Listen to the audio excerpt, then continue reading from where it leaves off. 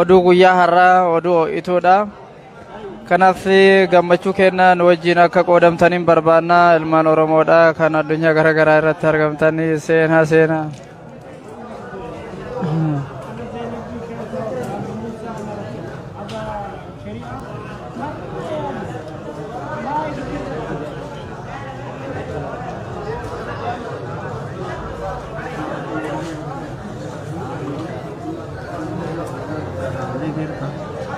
Sena baay'adhaati sena hanga nama dhibbataa tanitti akbaara kana nimu kanaafuu ammoo gammachuun gammachuu keessan waan ta'eef hundi keessaniyyuu seenaa al takkatti jechaadha. Akbaara biraan qabnu akbaaruma mana hidhaa irraati isa kanan isin sheer godhuu barbaadeeti warroonni seentamee sheer godhaa dafaa ka sheer godhaati obboleeyyan keessan biraan gaha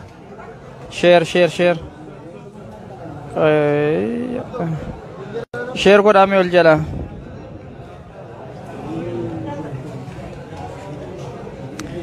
homaa natti mul'ataa hin jiru sheeriin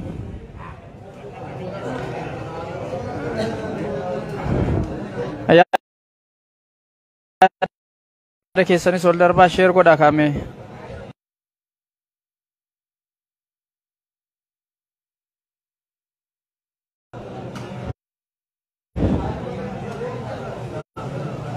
biyaansi nama 50 sheer godhime atis nama 13 jira 13 kunniin osoo 13 sheer godhe nama meeqa nama 26 fidee dhufa jechaadha maaltu jira waan jiru isiniifin sheer godha dafaati sheer godha nama hamma nama 50 takka gaha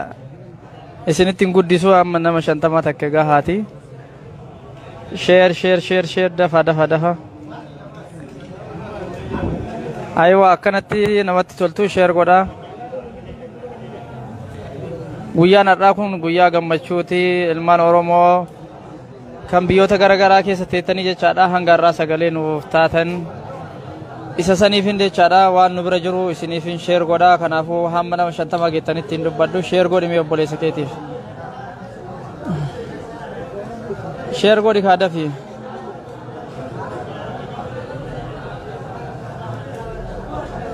sheer godhaa ol jala aywa akkasitti sheer godha nama 50 geettan akbaaricha dubbachuu nan danda'a kanaaf ammoo hanga nama 50 geettanitti hin dubbadhu 50 gaha sheer godhaati wal jala ka namni obboleeyyan keessanii yaaddan hundi keessaniyyuu sheer godha waan biraallee gochuu dadhabde sheer gochuu hin dadhabdu sheer godhi siin jedheera sheer godhi ni agartaa ilmaan Oromootii ka as keessatti argitan kun hundinuu jechaadha.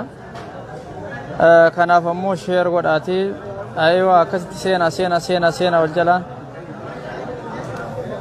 maashaallah nama muraasa hafe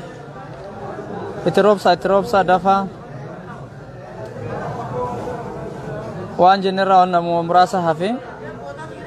namni hundinuu yeroo takkatti akbaara kana dhageetin jechaadha waliif sheer akka gootaniif malee waan biraatiif miti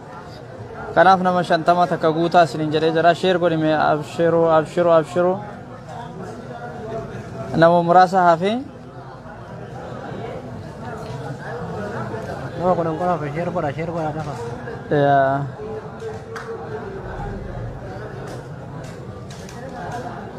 itu bunda sheer godha maashaallah sheer godha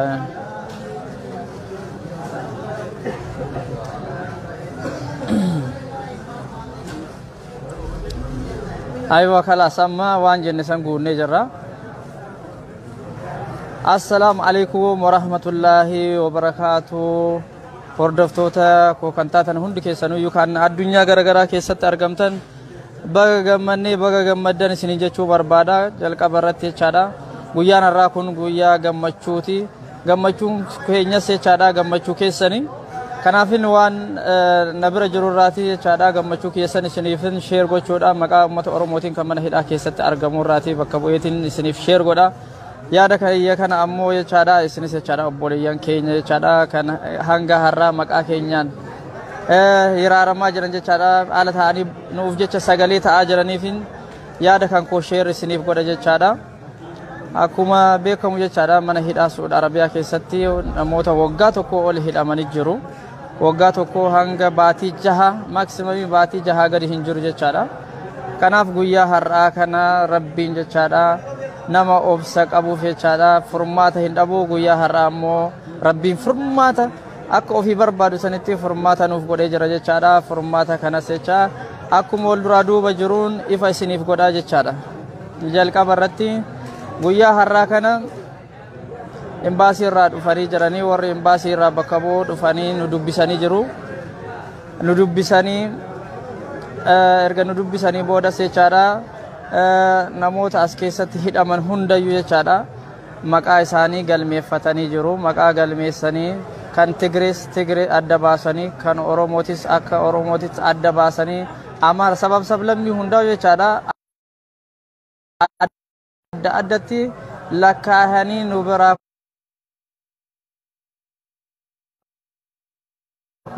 jechaadha. Sababbiin isin nu lakkaa'uu dandeettaniif maali jenneellee gaafii dhiyeessineef jirra. Gaafii dhiyeessine kanatti akki jedhanii nu deebisan jechaadha. Ilmaan Oromoodha kan as keessatti argamtan hundi keessanuyyuu guyyaa muraasa keessatti nu jedhan guyyaa muraasa guyyaa hangana irraa hangana illee osoo nu jechuu osoo hin ta'in jecha guyyaa muraasa keessatti foormii isin guuchisiifnaa nu jedhanii jiran jechuudha. Baga gammaddan baga gammannee ilmaan Oromoodha. Kanaafin gammachuun keenya guyyaa har'aa jechaadha kana fakkaata. Anna rabbiin jechaadha waan kana jechaadha dhugaa nuuf taasisee biyya keenya irratti akka nagahaan gallu isinis jechaadha hanga har'aa nu faana cinqamtanii jirtanii yaadaanis waa hundaanuu jechaadha nu bira dhaabbataa turtan ilmaan Oromoodha. Rabbiin jedheetiin jechaadha mana hidhaa kana keessaa baanee gammachuu kana daran caalu jechaadha akka dabarfannu shakkii hin qabnu. Kanaaf jechaadha guyyaa har'aa ilmaan Oromoodha mana hidhaa keessatti jiran waggaa tokko guutuu embaasii jettanii waa takka osoo dhufanii isaan hin gaafatin guyyaa har'aa kana keessatti rabbi akka fedhe akkasitti dhufanii guyyaa har'aa kana nu gaafatanii jiran jechuudha.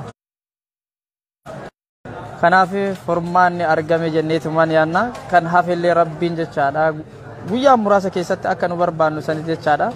Mana kana keessaa dhabama nu haa godhee biyya keenyatti nagahaan nu haa galchu. Ilmaan Oromoodha kan gammachuu dabarfatu barbaadan cinaa jiranii isaaniif sagalee mee Allaatilis yaada kan keebsadhu. Assalamu alaikum warahmatullahi wabarakatuh. Ilmaan Oromoo akkam jirtu fayyaadha waan fakkaatu jireenya. Alhamdulillah akkuma inni obboleessi keenya jedhe guyyaa har'aa xiqqoo safuura dhageenyetti jirra. Aga hidhamnee manidha kana seenne hangarra dhageenne matakkaa'uu dhageenne hin beekne waan ta'eef nuuf tanumatu gammachuudha. Inshallah akkasi kaafe rabbiin dhugaa nu haa godhuuti du'aa godhaa sheer walii godhaati sagalee nu ta'uu mootii addaan hin kutina ilmaan Oromoo sagalee nu tahaa turtan galatooma isiniin jenna ammallee sagalee addaan hin kutinaati wanti mootummaan mootuu hanga qabatamaan irra geenyetiin gallee arginutti dhugaa ta'uun hin beekamu du'aa godhaa dhugaa haa ta'u jedhaati. Akas inshallah sheer walii godhaa isiniin jenna galatooma.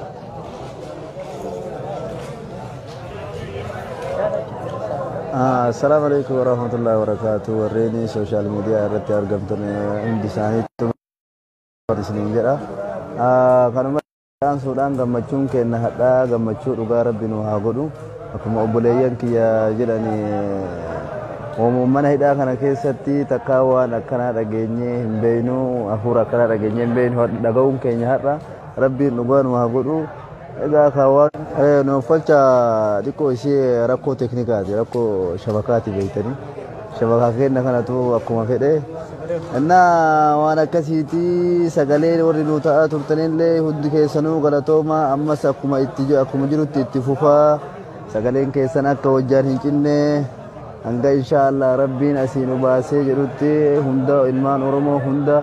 waan sabab sablammoota Itoophiyaa waan ta'an kan mana hidhaa keessa jiraatan hunda isaaniitu hanga rabbiin hidhaa hiikutti akkuma jiraanii sagalee ta'aa jirtan sanitti itti fufaa isiniin jedha kanumaan jechuu barbaada galatooma. Kana fakkaatee jechaadha gammachuun keenya kanuma isiniif sheer gochuu barbaanneeti kan irraa hafes jechaadha wal duraa duubaan jechaadha waan jiru irraati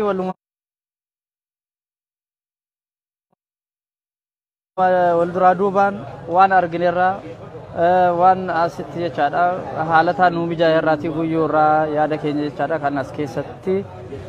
gama mootummaatiinis ta'ee gama mootummaa Suudiitiinis gama mootummaa Itoophiyaa irraa waan nu bira dhufe jechaadha yaada haarawaa hunda guyyuu irraa sheer isiniif hin godha. Kanaaf akka har'aatitti jechaadha an baatii jahas keessa turee jira ofii kiyyaa jechaadha garuu baatii jahan kana keessatti namni safaaraas ta'ee askarri as keessa jechaadha namni waan nu gaafate tokko hin jiru jechaadha kana san namni nuun jedhe hin jiru har'aan tan ammoo ofii isaaniitii dhufanii jechaadha mabruuk nuun jedhanii askaroonni jechaadha ka asitti nama saritti nama hin lakkoofne mootummaan keessan wanni kun